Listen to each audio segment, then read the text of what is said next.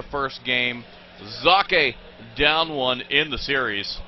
Yeah, and Socke does have a upward hill to climb, but he does get to choose the next map, so he gets to choose which hill he gets to climb. So we'll see how he actually fares up here. Toma, please introduce our players. Certainly, sir. As you can see here, alternate attacks. Socke spawning as the red Protoss in the southeast. Northeast, in the blue, we've got Complexity's Heart. Hartu. As looks like we do see that Hart, he's on a pretty good advantage, but what's cool is that he just plays like a solid game.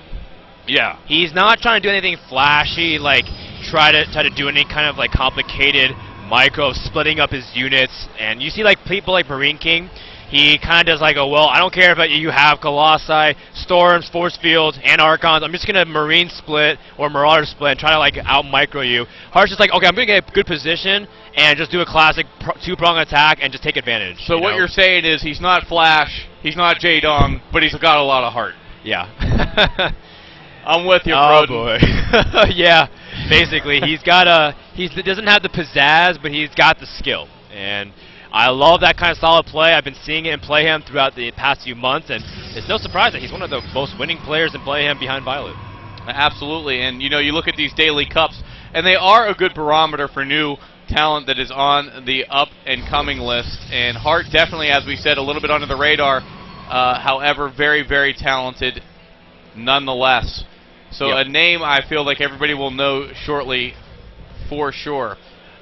Yeah, I mean, that's why Complexity picked him up. That's why they picked up not a very big name and killer. So we'll see how much impact he has in the international scene. But for now, we'll see. Right now, he's doing a great job in MLG.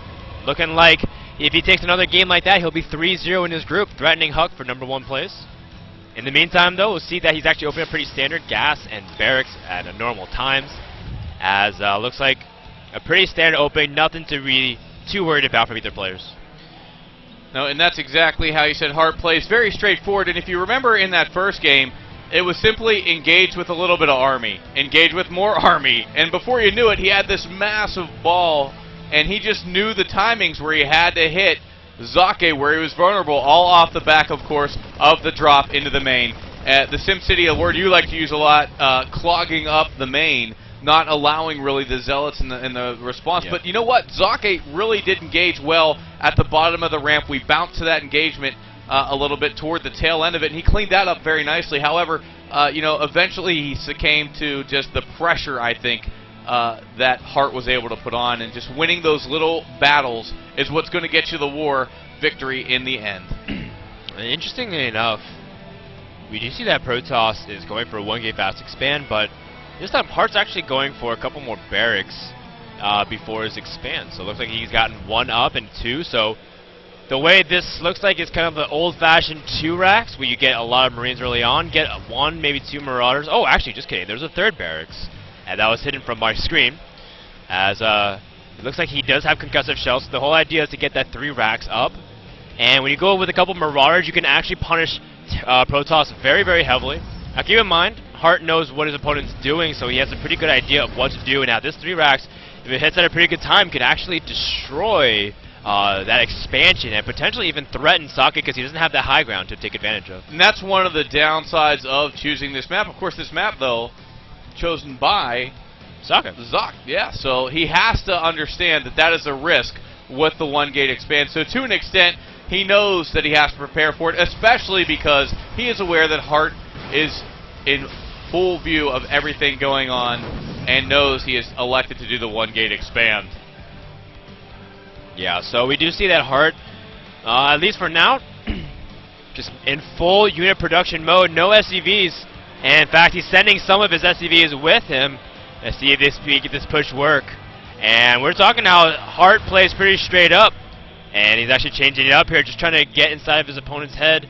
And I like it a lot. We'll see how effective it is. It's a tournament situation, and this is what you have to do to win tournaments. It doesn't matter how you get it. It doesn't have to be pretty. Just get the job done. These Marines, 2 Marauders, SCVs, they're there to get that job done. As you can see right now, going to go ahead and just burn down that pylon. Those probes will be forfeit. He will most certainly lose this expansion. Yeah. And the question is, will Hart stay and kill the expansion? No, he's actually just going to push up here. Don't allow Protoss to even get their units up.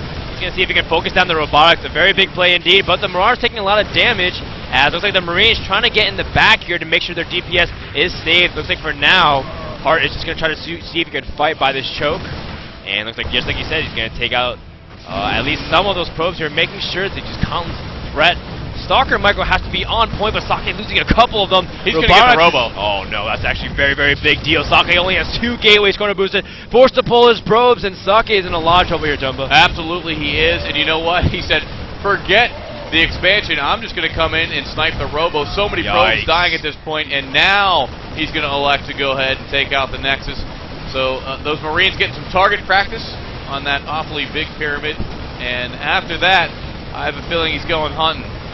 Yeah, and basically that's going to be a huge amount of resources lost. Would not be surprised to see if Hart decided to turn around here and not try to press in, but in all honesty, he has such a big advantage because he did have combat shields also finished, so he is in a really good position. Oh man, those can't even get to the arm because of 2 Marauders. Down too as well.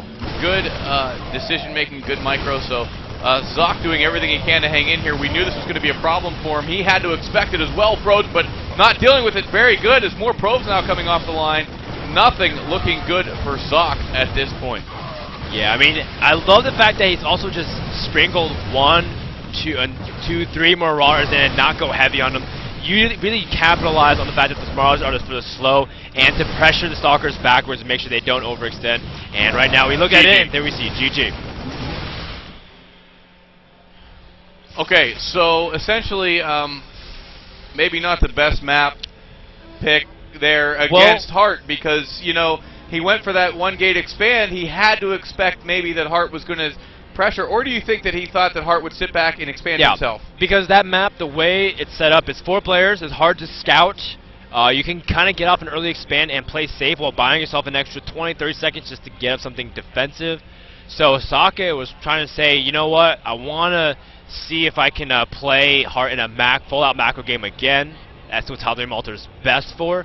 But Hart kind of got inside the mind of Socke, says, I know you want to go for an early expand. I'm just going to go ahead and try to punish you directly for not having enough units. Socke didn't even really have any sentries, but sentries are terrible just because you can't really force field on that map. So we'll see whether or not Socke is going to be able to win another match in his group. But for now, Hart goes up 3-0. Yeah, absolutely. Wow. So next up, I believe we have MKP versus Thorazane. Cool. Which little, you know, TBT action. Yeah. So we'll see who's going to actually be able to cast that. But until then, guys, thank you so much for tuning in. Thank you for all the positive feedback. A lot of people have been leaving good comments. Of course, Reddit, Twitter, you guys are amazing. Of course, Team Liquid as well. Yeah. Thank you guys. Big heart out to you. Thanks for all the support. We're doing our very best to make sure you guys are entertained at home and having a great time. Yeah. Hopefully having a good time, as much as we are here at the venue in Columbus. If you are in Columbus and you're in the Columbus area, you got nothing to do tomorrow, or you just want to go ahead and call in from work, for those of you that work on a Sunday, make it a priority. Come on down to the venue. It's worth the money for sure. Come on in, drink some free Dr. Pepper, watch some great games, and you know what's cool about it? Everybody here that loves esports has the common interest of StarCraft 2, or your favorite fighting game, or your favorite FPS. It doesn't matter. We all love video games. Come down here, get with like-minded people, and have a good time. Yeah.